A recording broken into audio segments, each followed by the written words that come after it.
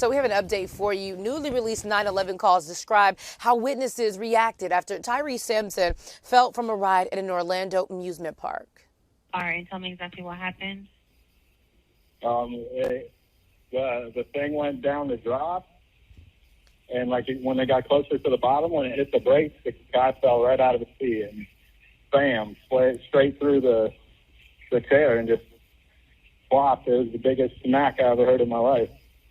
Okay. All right, so we have help on I seen him hit the ground. Okay, so he fell out of the thing onto the floor?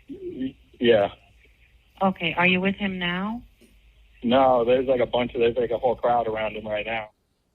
Several other people called 911 as well, and according to the incident report, Simpson fell from the ride at a greater height than previously believed. Authorities say when he fell out of his seat halfway through the descent, crashing to the ground in front of the crowd. Eyewitnesses say that when Simpson hit the ground, he appeared to still be breathing despite being unresponsive.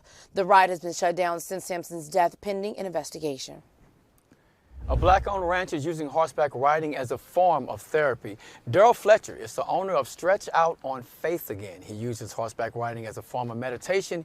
He opens his nearly 100-acre land in Atlanta as a space where Black children ride horses as a means of therapy. Fletcher says he started his nonprofit in 2020 as a way to equip people of color with the proper tools for emotional growth. The Black-owned nonprofit was launched in 2020. Its aim is to equip people of color with the proper tools for emotional growth while also exposing them to a different form of therapy. I love this. You know, growing up, a lot of people of color, especially Black people, just not for me when it comes to riding a horse at all, but I've had a chance to do that a few times, and you have to have that special connection, right?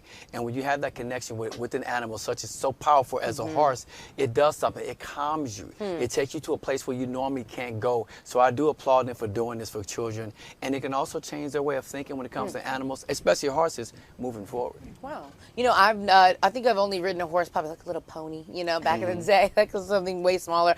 But I never thought about riding a horse as therapy. When you think about it, where horses are and where they ride, it's usually like scenic and beautiful and like you're, going like a long trek. So I can imagine that horses could be therapy, but I've never thought about it before. Maybe we should go try it, guys. We should definitely try it. I just love that they're exposing, young Black people to other types of therapy, right? Yes. I think that the more you're exposed to, the further you can go. So I definitely think that this is amazing, and kudos to this man for doing that. The George Floyd Memorial Foundation is launching an initiative to improve Black mental health. The foundation's program will improve resources and mental health outcomes for Black Americans. Two key factors in the new initiative are removing the stigma associated with treatment and making sure interventions can be delivered in a more culturally responsible way. According to research, trauma associated with police killings of Black people causes nearly 50 million days of poor mental health and can result in a host of other problems. Suicide and depression rates have increased among Black Americans, especially during the pandemic. Experts say mental health is key to ensuring people aren't succumbing to the illness. And a seasoned financial expert is making history as one of the few Black women revolutionizing the trucking industry. Vanessa Gant is dedicating her platform to helping Black-owned businesses do the same. Gant says that trucking is the new shiny object, and everyone believes that all you have to do is buy a truck and do a couple of loads to make a lot of money. But she says that there are so many other things that need to be taken into consideration. Her goal is to help truckers be proactive and see a vision for their finances, and she's also releasing a series of exclusive workshops for business owners in July. A group of 30 Black men are working to get more affordable housing for Black families in Baltimore. Kioba business venture strives to empower Black families with financial literacy and home buying tools. Statistics say from 2007 to 2017, home ownership plummeted in Baltimore to 42%. Kioba has collaborated with the Baltimore-based Affordable Housing Initiative to educate city residents about financial literacy and the construction trade. The Brotherhood envisions that the increase of home ownership rates in Baltimore will help reduce the violence and crime in the neighborhood. Their ultimate goal is to have billions of Kioba brothers across the country. They say their vision is to leverage real estate as an asset to empower black men to create generational wealth. I love that. And Howard University alumni and students want a black female president to take over after the current president steps down. Dr. Rain Frederick announced his retirement in April. Since the announcement, a number of students and alumni have called for a more streamlined selection process. The only female to serve as president of Howard University was Dr. Joyce Ladner, a civil rights activist and sociologist who served as interim president in 1994. Over the last decade, several other HBCU schools have named women as presidents. And a Chicago-based designer is teaming up with New Balance for his Conversations Among Us sneaker collection. One of my good homies, Joe Freshgoods, really happy about this, and New Balance are ready to get the streets talking with the release of Conversations Among Us collection. Now, this sneaker has a throwback appeal, and the insoles have the words Conversations Among Us printed on them. Now, when consumers purchase a pair, the shoebox will be designed and curated by Joseph Robinson and a team of black associates at New Balance. The collection is available for purchase at newbalance.com and includes graphic tees, fleece hoodies, crew necks, and so much more. Congratulations, Joe. An Amazon union leader is slamming Amazon's labor practices. At a Senate hearing yesterday, former Amazon Chris Smalls challenged lawmakers. He told Senator Lindsey Graham that the people are the ones who make these companies operate. The hearing examined whether Amazon and other companies should be barred from receiving federal contracts if they engage in anti-union activities. Smalls says Amazon violates labor laws and that the company should be barred from being awarded government contracts.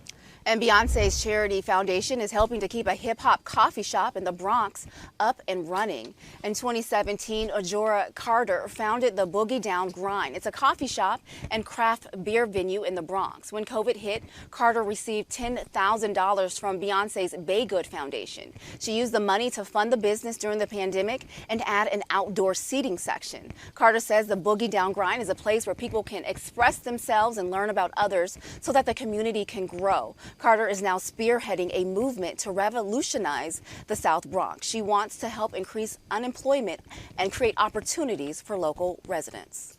And black women are still struggling to get seed funding, loans, as well as access to credit. But one entrepreneur, she says that she's working to change that. Enrich Her founder and co-CEO, Dr. Rashana Novellas, she says that when the government gave money away to help keep businesses afloat, black-owned businesses were still left behind. Just 9% received funding from the Paycheck Protection Program. Now, Novellas' Atlanta-based lending firm and platform is helping to connect minority women entrepreneurs and small business owners with the funding that they need. Black businesses are getting the increased funding and support from other black people in positions of power, like Beyonce, rapper Jay-Z, and many others have started their impact funds to help other black men and women with various business ventures, including cannabis as well as banking. The Defend Black Women March is heading to Washington, D.C. this summer. Organizers of the second annual Defend Black Women March say violence against black women is a global epidemic that has only been exacerbated by the COVID-19 pandemic.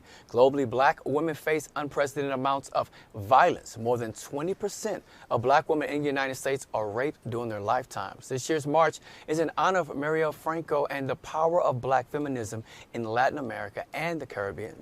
Organizers plan to take to the streets of the nation's capital July 29th through the 31st. March-related activities will be announced in the upcoming weeks.